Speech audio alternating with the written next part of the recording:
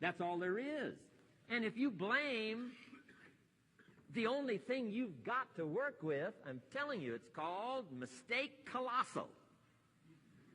In not understanding that that's all you've got to work with. And if this is all you've got to work with, then you don't change the seed, and you don't change the soil, and you don't change the rain, and you don't change the sunshine, you don't change the seasons.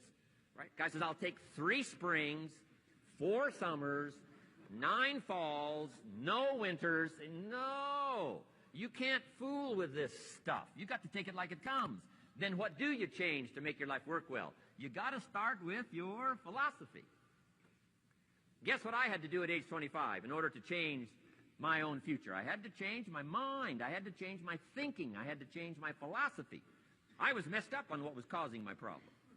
And once I got that straightened out, that all the stuff I blamed, the government and taxes and the marketplace and the economy and things cost too much, negative relatives, cynical neighbors, once I got rid of that and started going for where the real problem was, which was me, I'm telling you, my life exploded into change.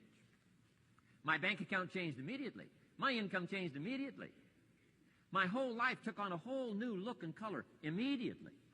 And the early results I got from making these philosophical changes tasted so good, I've never stopped the process from that day until this. And I'm telling you, with a little consideration of the refinement of your sail, by setting a better sail, refining your philosophy, your whole life can start to change from today on. You don't have to wait till tomorrow. You don't have to wait till next month. You don't have to wait till spring. You don't have to wait till 93. You can start this whole process immediately. I recommend it.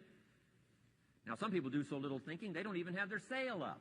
I mean, you can imagine where they're going to wind up at the end of this week, at the end of this month, at the end of this year. Now's the chance to change, process all this information. So number 1 is philosophy. Okay. And we dealt with all that, where we get ideas from personal experience, from other people's experiences,